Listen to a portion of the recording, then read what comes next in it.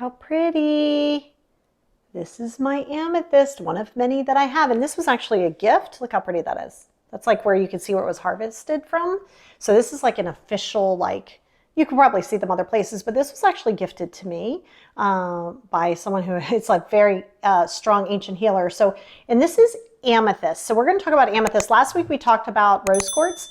This week we're talking about amethyst. And I want to talk to you about the healing properties of it. So first of all, again, let's admire the beauty because it's like, oh, I love it so much.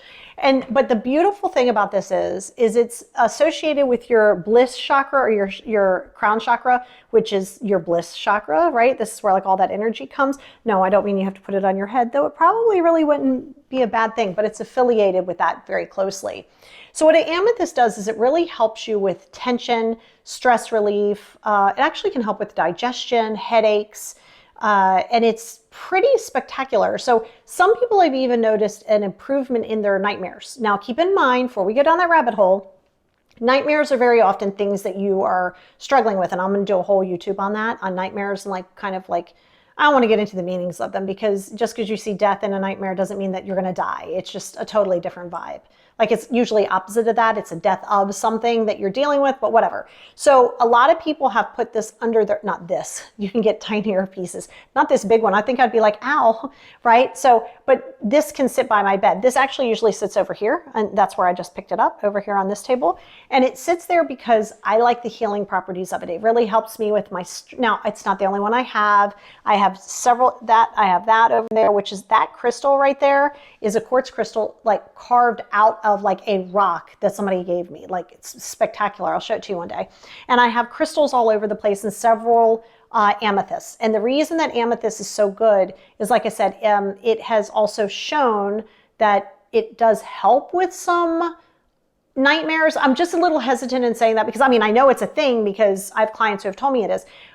But I don't know if it's as much that it's preventing the nightmares. Okay, I think that you're looking at the symptom, right? The symptom is the nightmare, but the root is deeper than the symptom, right? And so I think once you start working in crystal magic and healing magic and you start understanding your crystals and everything, it becomes something that it like unconsciously happens. Like I use my crystals all day long.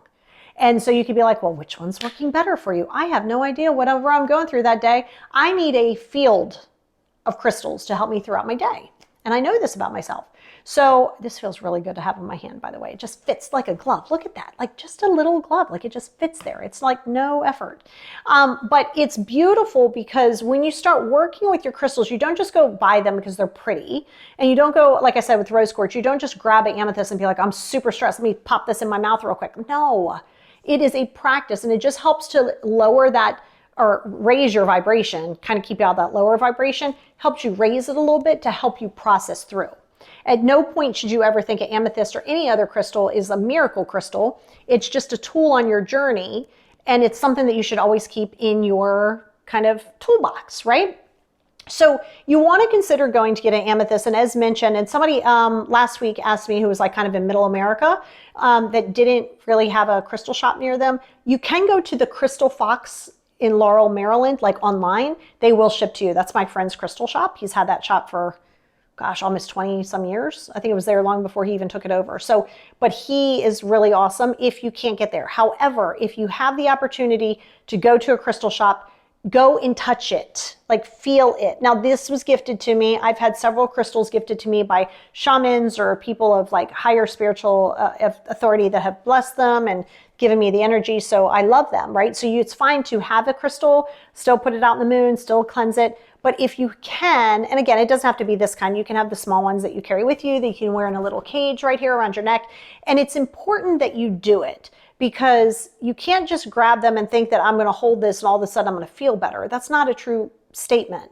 But when you start to have it around you, you start to feel the energy of it. I'm telling you, I can go and I can touch a crystal.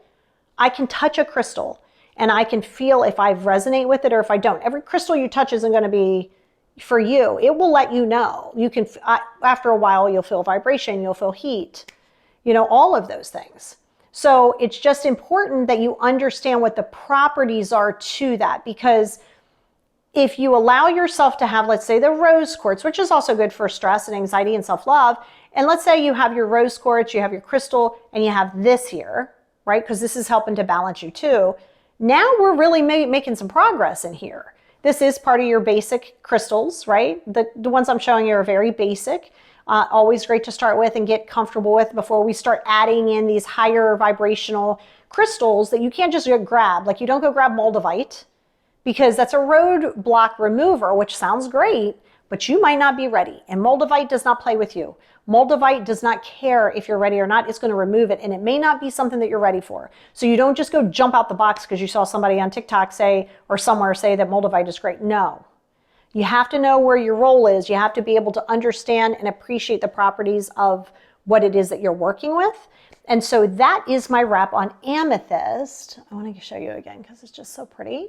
So by all means, go get an amethyst, sit with it, cleanse it, hold it. And there's ample times I will pick this up. And like I said, this one is like, it was a gift, but it literally is mine. Like, look at that. So yeah. So happy crystalling. Let me know what kind of crystals you have underneath there. Let me know how you're finding use of like the amethyst and the rose quartz that we did before. And every time, I'll try to do one every now and again of something different so you can start to understand the properties of the crystals. But remember, you want to try to keep them. I keep them in my purse, in my car, by my bedside table, over here on my desk, by where, trust me, it literally looks like I'm a crystal shop because I need those properties. And it takes time to build it up because crystals aren't cheap, but you want to touch them if you can. So there you go.